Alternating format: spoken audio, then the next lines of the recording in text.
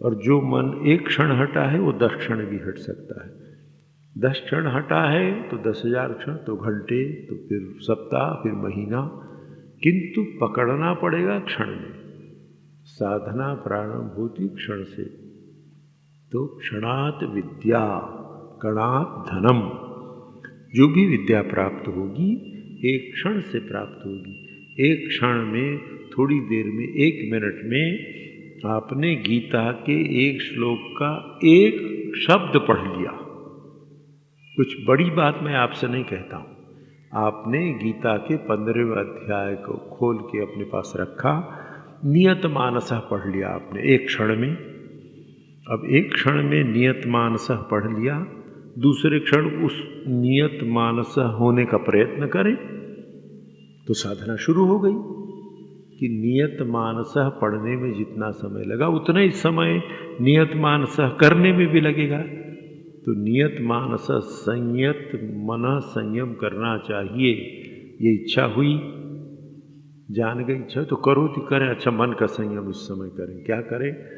इसी समय आपकी टीवी में ऐसा सीरियल चल रहा है जिसमें आप बहुत डूबे हैं।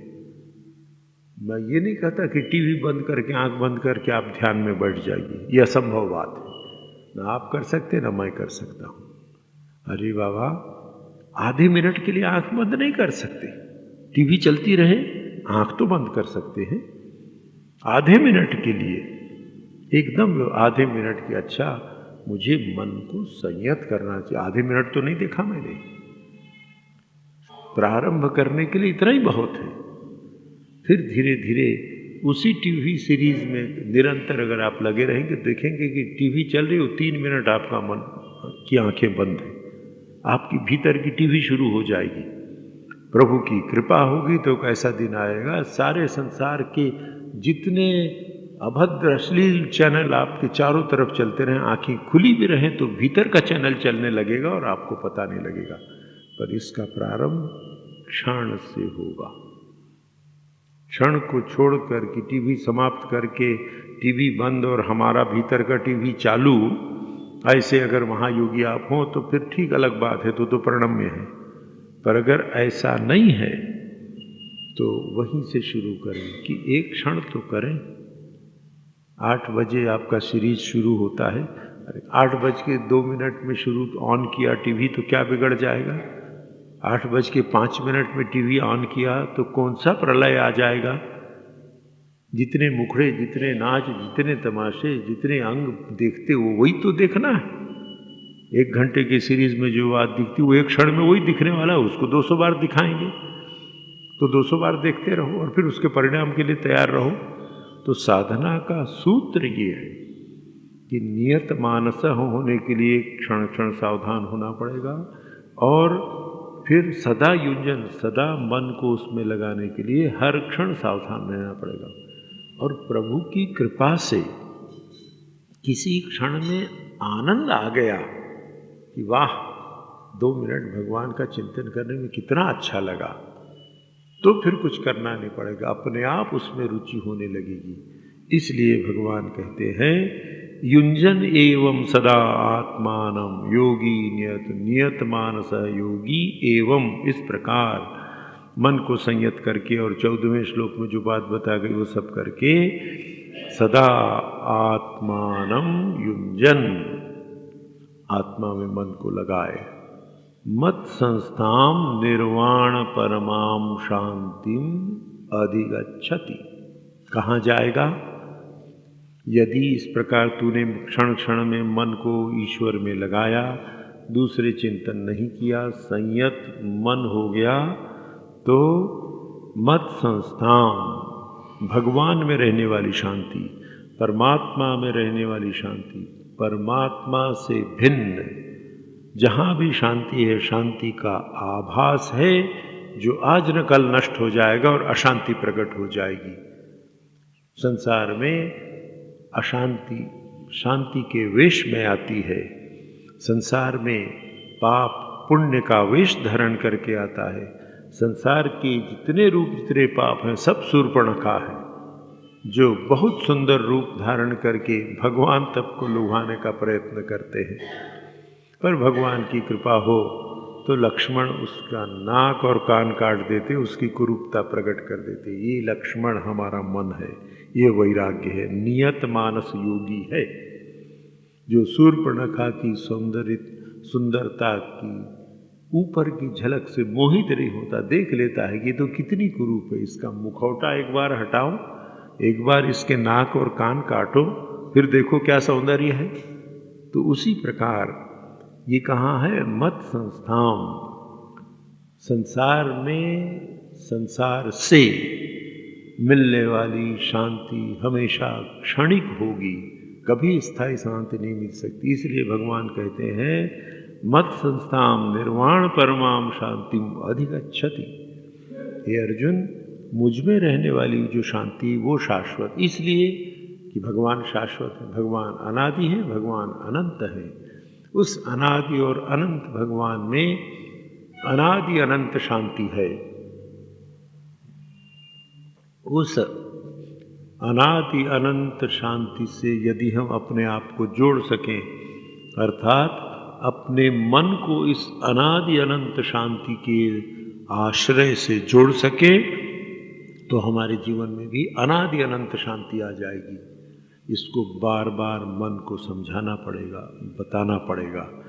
तो ये अनादि अनंत शांति परमात्मा में ही है।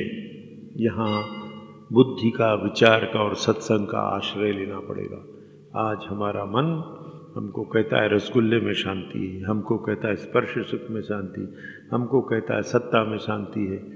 अभी सत्ता प्राप्ति का नाटक शुरू होने वाला है, तो उस सोचते हैं कि उस नाटक में हम भी कोई अगर पात्र हो जाए, हमको मिल जाए तो बड़ी शांति मिलेगी। करके देखो भाई, बहुत अच्छी बात है जिनको लगता हो।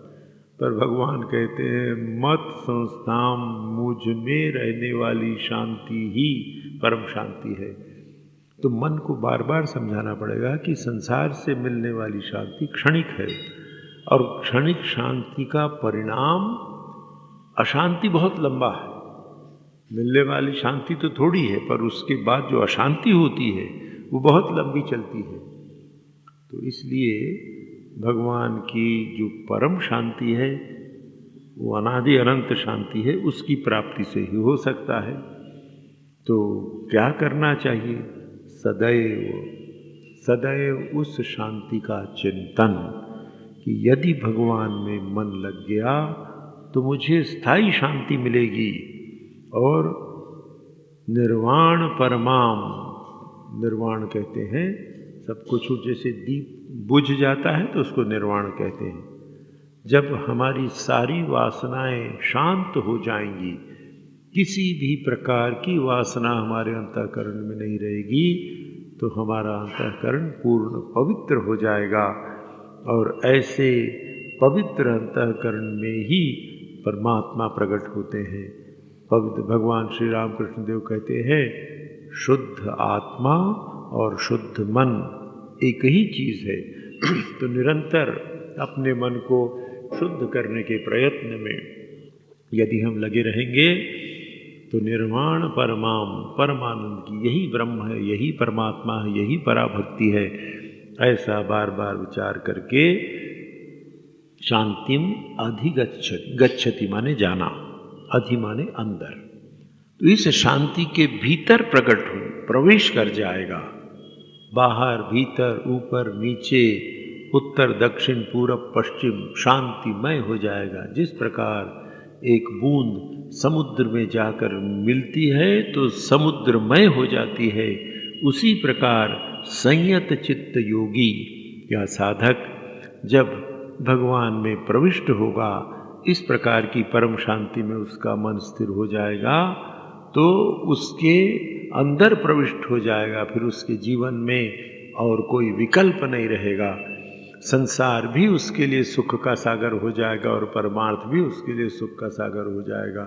जो संसार आज उसकी अशांति और दुख का कारण है, एक बार यदि मन परमात्मा में समाविष्ट हो गया तो उस समाधि से, उस अवस्था से मन जब संसार में आएगा तो फिर वही हो जाएगा जित देखो तित श्याममयी है।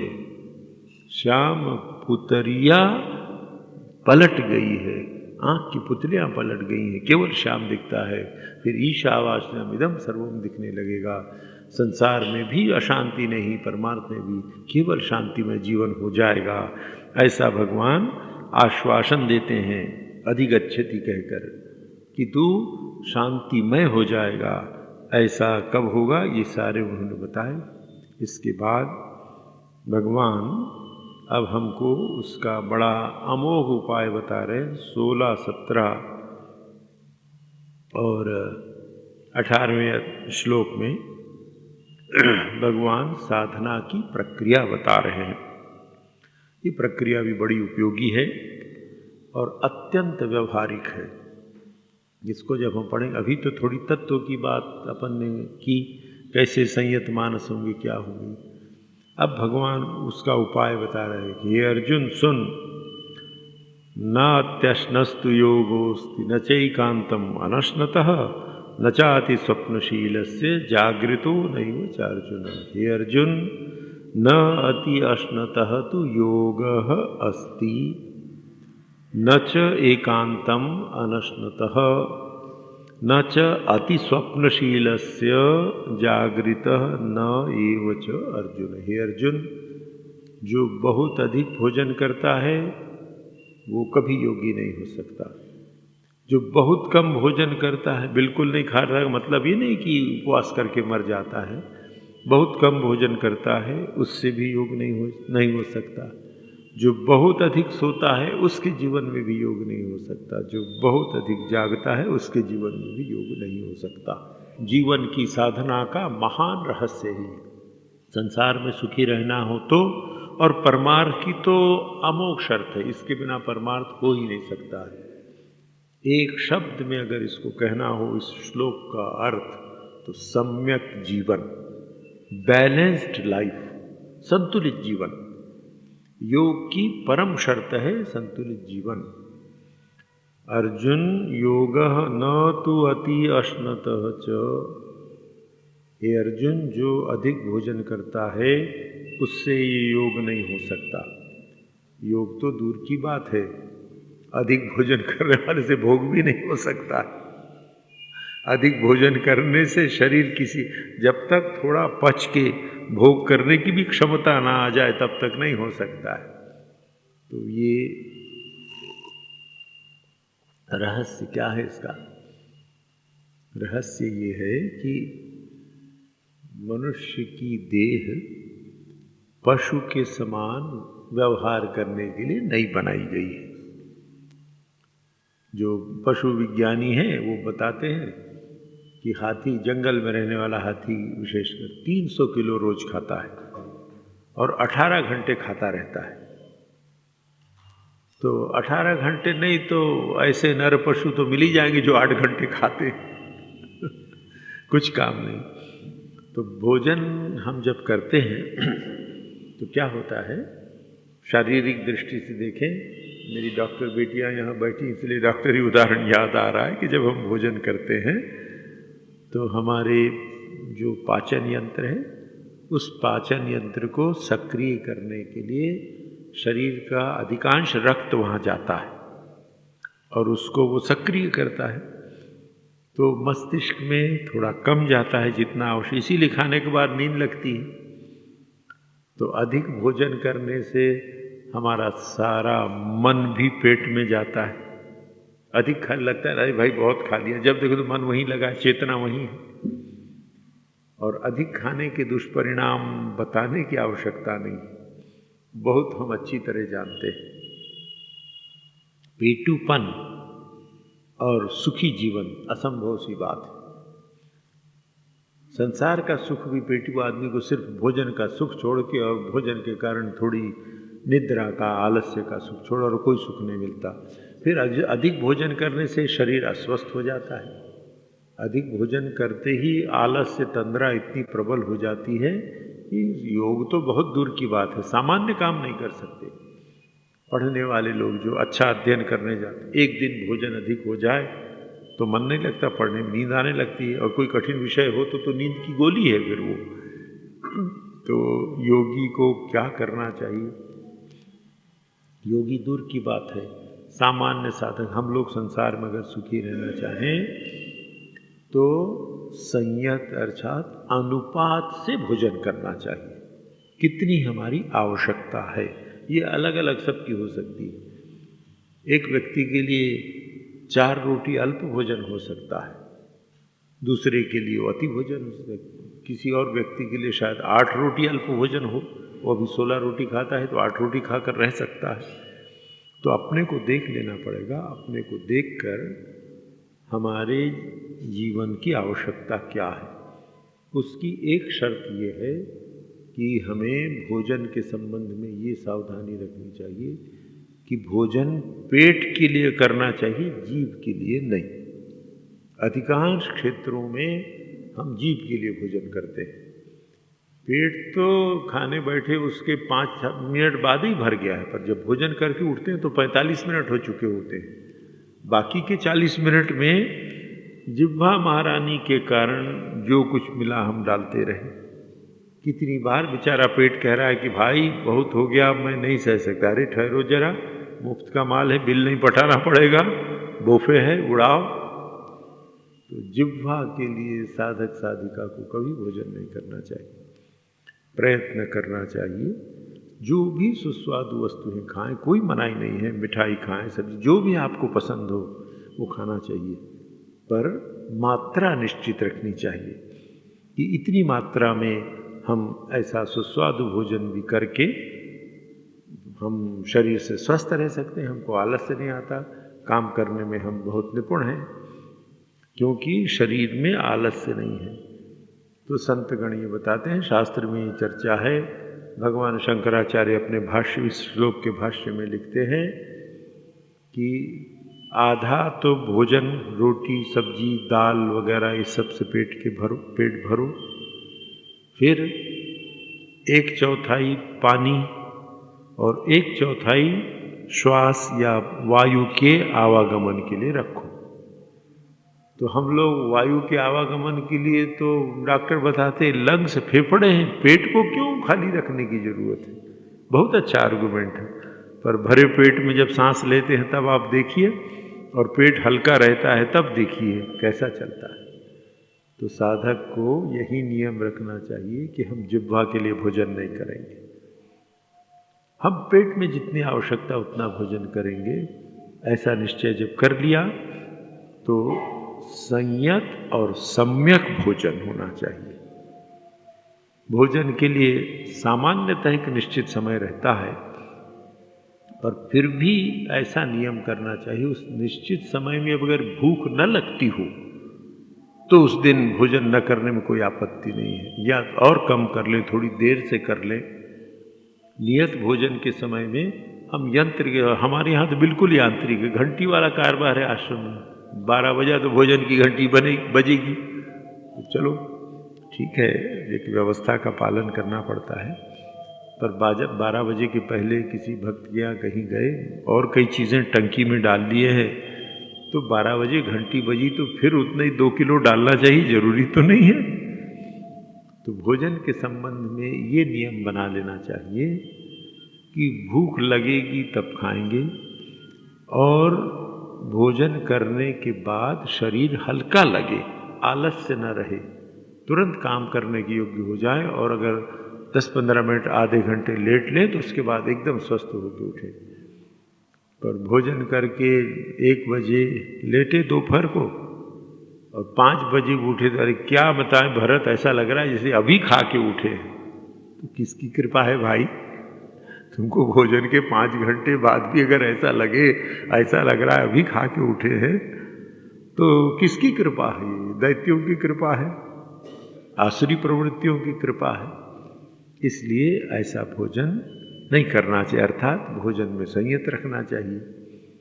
तो ऐसा संयत भोजन जब हमने किया तो क्या कहते हैं, अब सोने की बात। भोजन और निद्रा का भी वैसे, भोजन और वासना का बड़ा संबंध है, पर निद्रा का कि प्रत्येक व्यक्ति को सम्यक निद्रा लेनी चाहिए। सम्यक निद्रा से तात्पर्य है जितना आवश्यक हो। यहाँ हर व्यक्ति के लिए अलग अलग है। अब कई बार हम लोग क्या करते हैं, अरे नहीं नहीं 7 घंटे सोना चाहिए, 5 घंटे सोना चाहिए, 6 घंटे सोना चाहिए, ऐसा कर हिसाब लगा लिया। अब मान लीजिए यहाँ पर 100 व्यक्ति हैं तो सबसे पूछ लिया कितना और उसको 7 से भाग दे दिया तो औसत आ गया। अरे देखो ऐसा गणित ने बताया है 7 घंटे निद्रा लेनी।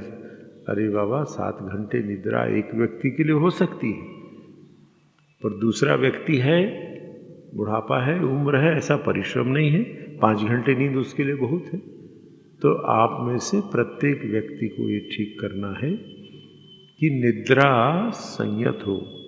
नींद से उठने के बाद हमें ऐसा लगे कि मैं बिल्कुल स्वस्थ हूँ और काम करने के लिए फुर्ती है मन में। और निद्रा और आहार जितना बढ़ा उतना बढ़ता जाता है, इसलिए सावधानी पूर्वक ये देखना चाहिए। कितने ऐसे विद्यार्थी और कुछ लोग ऐसे हैं जिनको मैं जानता हूँ उम्र उनकी हो गई है, शायद पिछले 20 वर्षों से उन्होंने जब भी आंख खोली तो देखे सूर्य लगभग सिर के पास है। अब ऐसे लोग ठीक है, उनकी निद्रा उनके लिए बहुत है।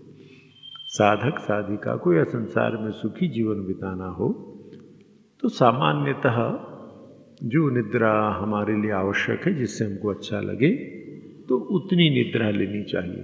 और यदि संभव हो तो रात को सोने में बहुत देर नहीं करनी चाहिए और सुबह अपने आप जब नींद खुले उठना चाहिए। पर नियम नहीं है कि अगर आप रात को 9 बजे नहीं सोते तो आप योगी नहीं हो सकते या भगवान प्राप्त नहीं कर सकते।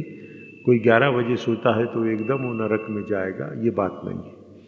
प्रत्येक की प्रकृति, प्रत्येक का शरीर अलग अलग है, इसलिए अपनी सुविधा को देखकर नियम ऐसा बनाना चाहिए कि जिस निद्रा से पूरी विश्रांति मिल जाए, गहन निद्रा आ जाए। उस निद्रा के बाद उठकर फिर हम अभ्यास करें तो सम्यक निद्रा, संतुलित निद्रा, संतुलित भोजन, पहले इस 2 का अभ्यास करना पड़ेगा। क्योंकि भगवान कहते हैं कि जो अधिक खाता है वो साधक साधी योगी नहीं हो सकता। जो बिल्कुल नहीं खाता है, उपवास के चक्कर में बहुत से लोग पड़े रहते हैं, वो भी शरीर पर अत्याचार करना। इतना उपवास कर रहे हैं कि शरीर में चलने फिरने के दिन रात सारा मन उपवास में ही लगा है, किसी काम के नहीं रह गए। अरे बाबा, ये शरीर अगर केवल उपवास के लिए बना हो, उसी में मन लगा रहे तो भगवत चिंतन कब होगा। जैसे अति भोजन हानिकारक है, अत्यल्प भोजन वो भी हानिकारक है। तो संतुलित भोजन करने के लिए बहुत अधिक उपवास आदि के चक्र में नहीं पड़ना चाहिए। आपके शरीर को जो अनुकूल हो, मन को जो अनुकूल हो, वो उपवास कोई शनिवार करते हैं, कोई एकादशी करते हैं, थोड़ा बहुत आप अवश्य कर लें। पर नहीं ये शरीर को सुखाना पड़ेगा, कष्ट। भगवान बुद्ध ने करके देखा, भगवान बुद्ध ने ऐसी कठिन तपस्या की कि हाड़ मांस रह गया। और तब एक दिन भगवान को समझ में आया कि मैंने इतना कष्ट किया और मेरा शरीर अस्थि चर्ममय हो गया, पर मुझे ज्ञान की प्राप्ति नहीं हुई। भगवान बुद्ध बैठे थे इसी प्रकार चिंतन करते हुए, जब एकदम उनका शरीर अस्थि चर्ममय हो गया था तो उधर से कुछ गाने बजाने वाली लड़कियां जा रही थी, युवतियां आपस में बातचीत कर रही थी, उनके हाथ में वीणा थी। तो आपस में बातचीत करते हुए एक सहेली दूसरे से कह रही देख ये वीणा के तार इतने कसे हुए न हो कि टूट जाए, तो उससे तू वीणा बजाएगी तो स्वर नहीं निकलेगा, संगीत नहीं निकलेगा। और देख इतने ढीले भी ना हो कि उससे ध्वनि ना निकले। तो भगवान बुद्ध ने जब ये बात सुनी तो एकदम उनकी चेतना जागी कि अरे यही तो बात है, मैं ये क्या कर रहा था। वीणा के तारों को, इस देह वीणा की तारों को मैंने इतना कस दिया कि ये टूटने पर है। और जब राजकुमार था तो ढीले थे। तब उनको तुरंत बात समझ में आई सब, और तब उन्होंने वो खीर ग्रहण कर ली जो एक महिला ने उनको दिया था, और फिर भगवान साधना में लगे। तो ये जो सम्यक जीवन की बात है, संतुलित जीवन की बात है, ये योग और भोग दोनों के लिए आवश्यक है। अति भोग से रोग होगा, अति भोग के बाद व्यक्ति भोग के अयोग्य हो जाता है, और रोज डॉक्टर लोग रोज देखते हैं।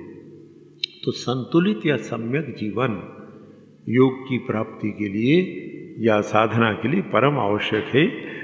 ये भगवान कृष्ण की एक विश्व को देन है कि संतुलित जीवन का अभ्यास करो, और उसी प्रकार अधिक न सो तो अधिक जागो मत।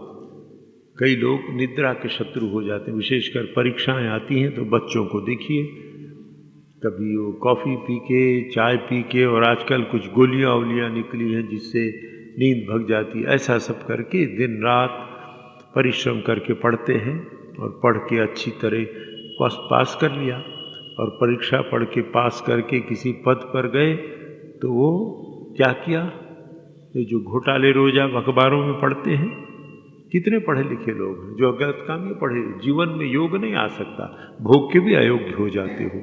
इसलिए संतुलित निद्रा, तो संतुलित निद्रा भी आप में से, हम में से सबको व्यक्तिगत रूप से देखना पड़ेगा कि कितनी निद्रा से हम थकावट मिट जाती है और हम स्वस्थ होकर उठते हैं। तो ऐसा संतुलित जीवन योग के लिए परम आवश्यक है। उसके बाद भगवान 17वें में युक्ताहार विहारस्य युक्त चेष्टस्य कर्मसु युक्त स्वप्नावबोधस्य योगो भवति दुःखः। दुख को दूर करने वाला योग किसको होता है, इसकी चर्चा अगली बार होगी। अगली बार किस रविवार को होगी इसकी सूचना आपको मिलेगी। आगामी रविवार 22 फरवरी भगवान श्री रामकृष्ण देव की जयंती है। उस दिन आप सब उस दिन सादर आमंत्रित हैं। तो भगवान रामकृष्ण देव की जयंती में आप लोग आएँ। सुबह से यहाँ मंदिर में पूजा होती है, हवन होता है, और फिर हवन पूजा के बाद 12 साढ़े 12 बजे अन्न प्रसाद दिया जाता है हाथ में।